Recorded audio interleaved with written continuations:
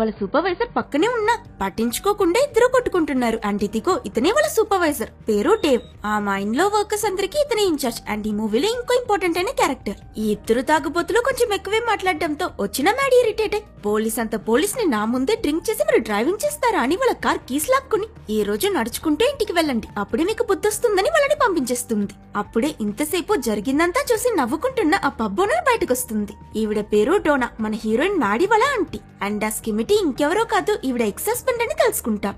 Maddy ఆమెకి సరదాగా అతను చెప్పిన డిమానిక్ క్యాంగ్రో గురించి చెప్తే అది విని నమ్మని ఆ డోనా కూడా ఇన్ని రోజులు స్కిమిటీ సగం పిచ్చి అనుకున్నా, ఇప్పుడు పూర్తిగా పిచ్చోడైపోయినట్టున్నాడని ఇద్దరు నవ్వుకుంటారు. ఇటు ఆ ఇద్దరు వర్కర్స్ టౌన్ నుంచి బయటికి నడుస్తూ రాత్రి అయిపోతుంది. ఒకరిని ఒకరు ఇద్దరు తిట్టుకుంటూ టీస్ చేసుకుంటూ వెళ్తూ ఉంటే ఈ చీకట్లో సడన్లీ అడవిలోని చిన్న చిన్న జంతువులన్నీ భయపడి గట్టిగా అరుస్తున్నట్టు శబ్దం వినిపిస్తుంది. ఏంటో ఫ్లాష్ కొట్టి చూస్తే బ్రైట్ గా ఏదో జంతువు కళ్ళు కనిపిస్తాయి. హఠాత్తుగా అది చూసి ఒక్క సెకండ్ లో వీళ్ళిద్దరికి